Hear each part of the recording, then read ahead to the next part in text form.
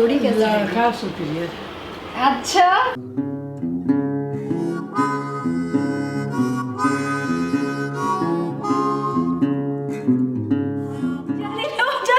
जल्दी लो।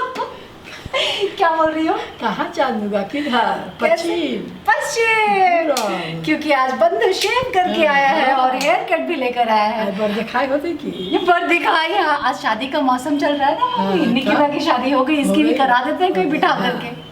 क्या ऐसे ऐसे क्या ओ हेलो नमस्ते सलाम सत श्री अकाल राम राम और आप सभी को रतन राजपूत का प्रणाम। ये निक्का की शादी के बाद ना बस घर में शादी शादी शादी ही बात चल रही है। आज माँ बंधु की भी शादी करा देगी क्योंकि ये बहुत तैयार होकर आया है। अभी हम लोग जा रहे हैं एक मीटिंग के लिए। आने के बाद माँ के साथ इसकी स्पेशल कमेंट्री सुनेंगे ऑन बंधु। अभी चलते हैं। माँ तुम रह लोगी ना आराम से? ना ना नहीं रहेंगे बेटा, हम चले जाएंगे कहीं। तो इधर उधर नहीं जाना। हाँ इसको रख दो आराम से। आराम से। मेरी माँ मेरे सामान संभालती रहती है और मैं बिखेरती रहती हूँ। जो थोड़ा पीछे तो बढ़ते रहो बंधु, तुम कहाँ होश में ही नहीं है ये लड़का। चलो अभी हम लोग एक्चुअली एक मीटिंग के लिए जा रहे हैं और मीटिंग ख़त्म करके आएंगे। उसके बाद आप लोगों से मिलेंगे। रास्ते में मिलेंगे या नहीं देखते हैं। ले तो लिया है आप लोगों को यहाँ पे। चलो चलो चलो चलो। ओह मेरा सनग्लास हाँ बस बस बस बस टाइम हो गया। आप टाइम पे हो लेकिन ट्रैफिक आपको टाइम पे ना पहुंचने दे तो कितना खुन्नस मचता है ना। अभी ऐसा हो रहा है कि जब हेल्पर्स घर आ रही हैं तो ऐसे ऐसे ऑर्डर जमा रही हैं। पानी नहीं भरा दीदी? दीदी पानी आया था ना सुबह में, बाथरूम साफ कर लेना था।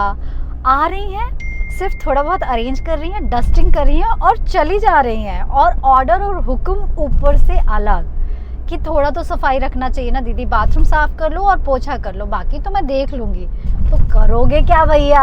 उनकी तो पार्टी हो रखी है। हमारे घर में या हमारे पूरे बिल्डिंग में हेल्पर्स की पार्टी हो रही है। देखते कितने दिन और चलता है ये। मीटिंग हो गई, मीटिंग बड़ी अच्छी थी।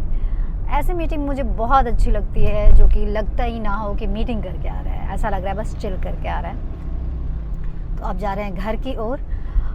ऊपर से जितनी मैं चिल्ड आउट दिख रही हूँ उतनी हूँ नहीं क्योंकि बहुत भूख लगी है। और ऊपर से मैंने पी लिया है कॉफ़ी एंड खाली पेट कॉफ़ी। मुझे लगता है फास्ट काम कर रही हूँ। क्यों?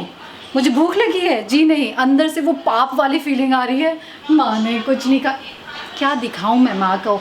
ये देखो नाइटी कहाँ फैला करके सुखा रही है। यार मम्मी आप क्या है हमारा घर मत दिखाओ। क्या देख रही है माँ? ओहो मोदी जी की वाइफ। मेरी माँ भूखी है और तुम क्या खा रही हो अभी? जिनेरा का भूंजा सब खाया। जिनेरा का भूंजा यानी कि ज्वारी को ऐसे कढ़ाई में भूनकर माँ ने खाया है। मेरी बाकी की बहनें बोलेंगी भूखी रखती है। हाँ भूखी रखती है तो सब जाइए ऐसे करे इंटरव्यू देने। इंटरव्यू तुम मत करो लेकिन हम तो दिखा रहे हैं। ऐसी बेटी पे लानत है। मम्मी कह रही है ना ऐसे ऐसे मत दिखाओ लोगों को, लोग क्या कहेंगे। लेकिन ऐसा होता है, देखो जो वर्किंग वुमेन होती हैं उनकी लाइफ में होता है। कभी कभी हम सोच कर जाते हैं मीटिंग की 1 बजे तक खत्म हो जाएगा और 3 बज गए। क्या मम्मी? छिलका सूझ गया। हाँ छिलका के साथ बहुत फायदा करता है। हाँ हम नहीं खाए। मैं नहीं बना रही हूँ, बंधु बना रहा है। चलो चलो आप जल्दी से चलो। रामू माँ ने तुमको रामू बोला। जब भी बंधु कुछ किचन में एक्सपेरिमेंट करता है मैं उसको रामू बोलती हूँ। रामू काका। बंधु से नाम रामू काका कैसा रहेगा? जल्दी आओ। बड़ी बहन क्या बोलेगी कि माँ को अभी तक खाना नहीं खिलाया। बेटा कहाँ से यहाँ फोन किया था? मेरा तो अरे उन्हें होली भी खेली है, दिवाली भी बनाई है। ये बहस तो हमेशा से था, हमेशा है और हमेशा रहेगा। क्या देखोगी माँ? बहस के अलावा बताओ क्या देखोगी? तुम निकिता का हल्दी देखी क्या? शब्द से इस पर कहाँ से देखा? मेरी माँ नेशनल न्यूज़ में निकिता की शादी और हल्दी चला दे, इसका बस चले तो इस पे नहीं चलेगा, फ़ोन पे चलेगा। तो देखिए वो नहीं दिखाई। कैसा था लड़का? अच्छा है ना? कैसा लगा आप लोगों को लड़का? जोड़ी कैसी लगी है तो बताया ही नहीं। सबने बधाई दी पर जोड़ी कैसी लगी? लड़का सुपीरियर। अच्छा हमारे निकिता सुपीरियर है।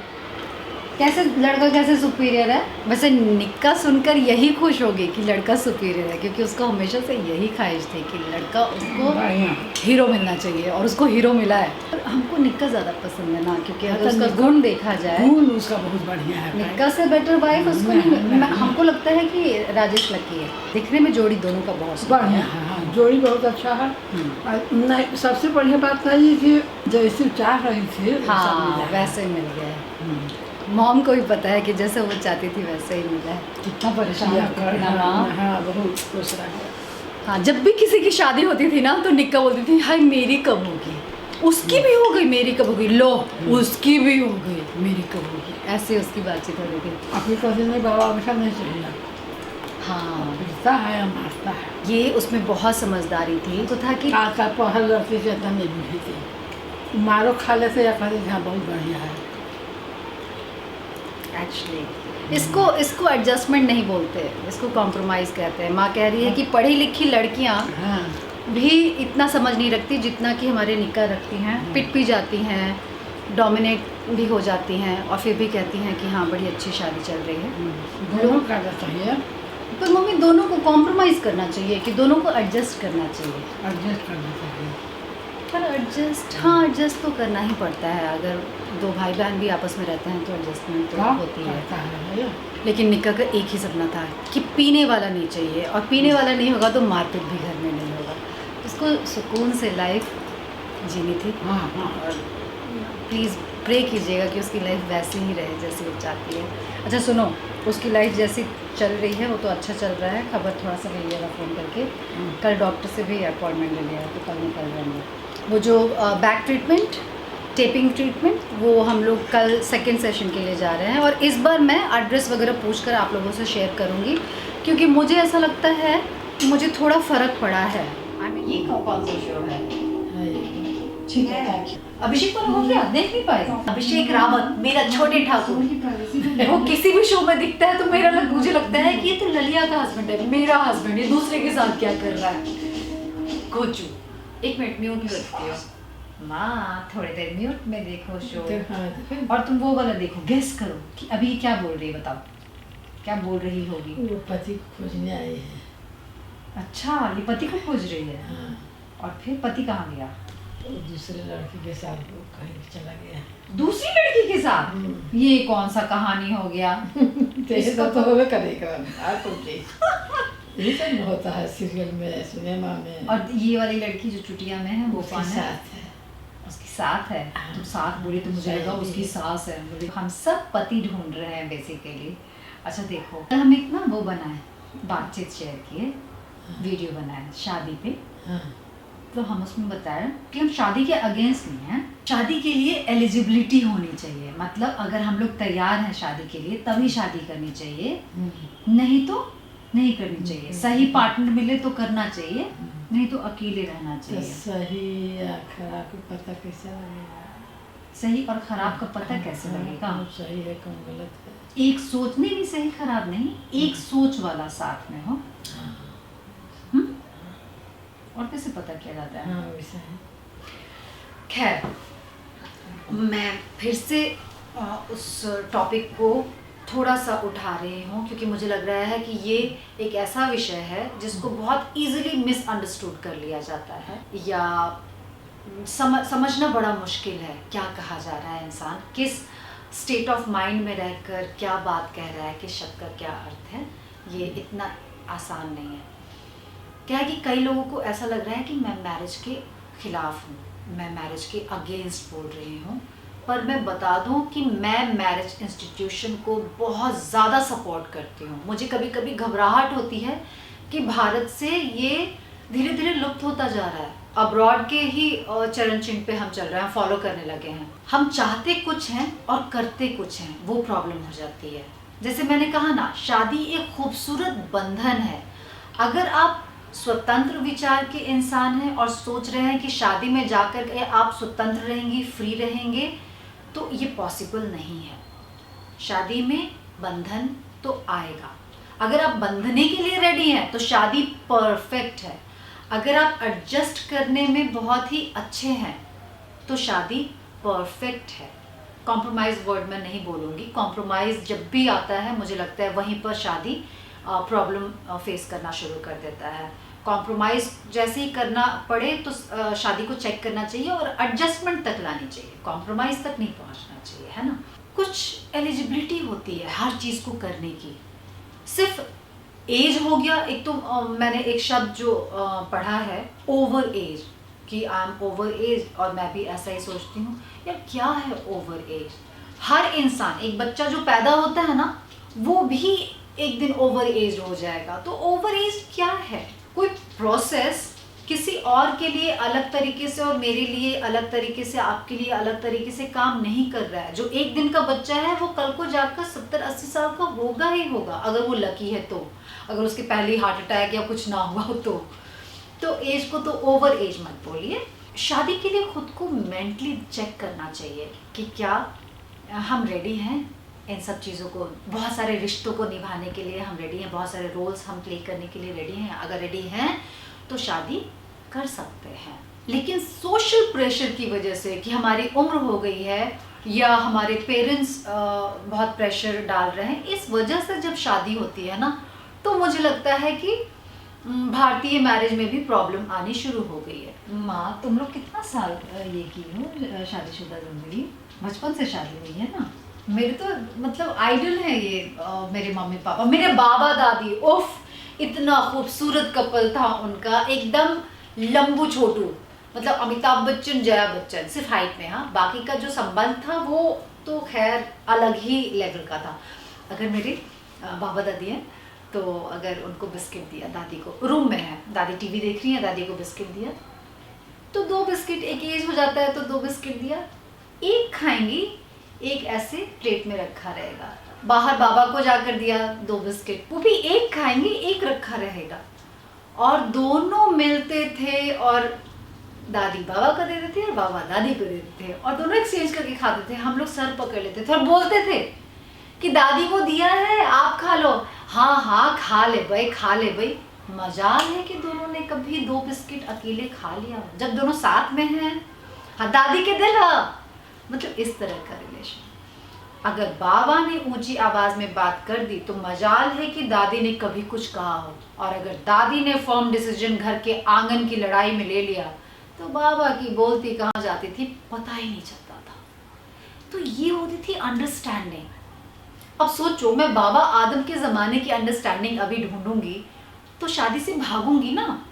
अभी उतना अंडरस्टैंडिंग है ही नहीं, और मैं जिस दिन एलिजिबल हो गई मुझे कोई रोक नहीं सकता शादी से, क्योंकि मैं तो कहती हूँ शादी के लिए तैयार हो जाओ, प्रिपेयर कर लो अपने आप को। कुछ लोगों ने ये भी पूछा है कि अपने पेरेंट्स को कैसे राज़ी किया जाए या कैसे उनको समझाया जाए अबाउट दिस मेंटालिटी कि हम शादी नहीं करना चाहते। मैं एक बात बताऊँ, किसी दूसरे को आप नहीं समझा सकते, किसी दूसरे को चेंज भी नहीं कर सकते। हमें खुद को समझना और समझाना पड़ता है। हम खुद क्या सोचते हैं अपने बारे में या अपनी सोच के बारे में। फैक्ट ये है, और आप लोगों को बता रही हूँ, कि मैं आज तक खुद ही नहीं समझ पाई कि मैं शादी को किस तरीके से देखती हूँ। ये कुछ सालों का ये चेंज है जो आप मुझे सुन रहे हैं। अगर शादी को लेकर मैं ऐसा सोचती तो मैं स्वयंवर नहीं करती। अब कुछ लोग कहेंगे ना सच है, खाकर बिल्ली हज को चले, पर ऐसा ही होता है। जो चीज़ आप ओवरली कर लो ना तो आपको लगता है ओ गॉड, मतलब ऐसे लगने लगता है। मैंने स्वयंवर में बड़े बड़े सपने देखे थे, बाय गॉड। मतलब सोचो, पैसे भी मिल रहे हैं, 14-15 लड़के भी हैं जिसमें से आप चूज कर सकते हो, फिर भी मेरी किस्मत में पता नहीं क्या लिखा था कि शादी नहीं लिखी थी, कुछ और ही लिखा होगा, देख ही लो। पेरेंट्स को कन्विंस करने से ज़्यादा ज़रूरी है कि हम खुद को कन्विंस करें कि हम क्या चाहते हैं। और झंडा गाड़ने की ज़रूरत भी नहीं है कि हम शादी नहीं करेंगे। मैंने उस वे में वो शब्द नहीं कहा था। मैंने कहा था कि उम्र के किसी भी पड़ाव पे मुझे लगा कि मैं अब तैयार हूँ मैरिज में बंधने के लिए।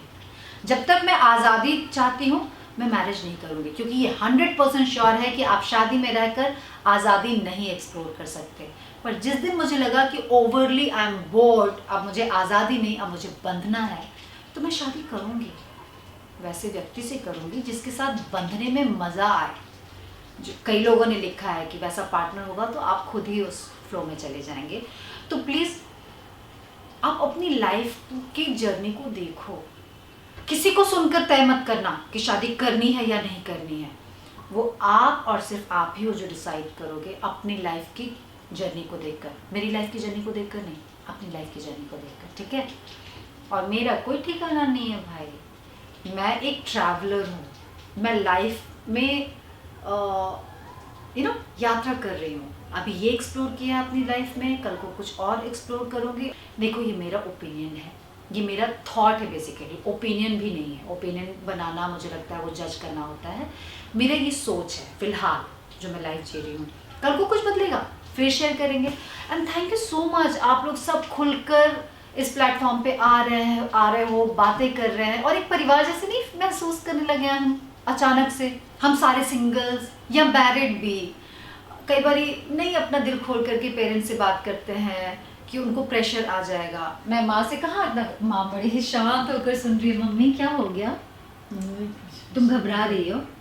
नहीं घबराए, ऊपर वाला जानता है कब चक्र घूमेगा और कहीं कुछ शादी वादी हो जाएगी। मम्मी तुम जीती रहना, तुमको बहुत सारा उम्र लग जाए, क्या पता हम 50-60 साल में शादी वादी कर ले है कि नहीं। कन्यादान करने के लिए कोई तो होना चाहिए। बापू तो खिसक लिए, कौन करेगा मेरा मम्मी कन्यादान।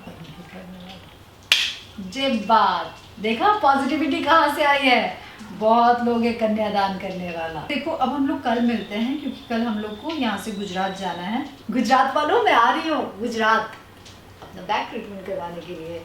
एंड केम छो, मज़ा में छो बस इतना ही सीखा है अभी तक।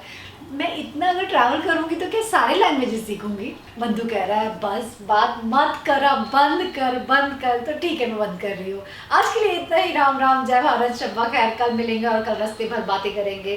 पूरा सीरियल म्यूट में दिखा दिया, एड में वॉल्यूम दिया।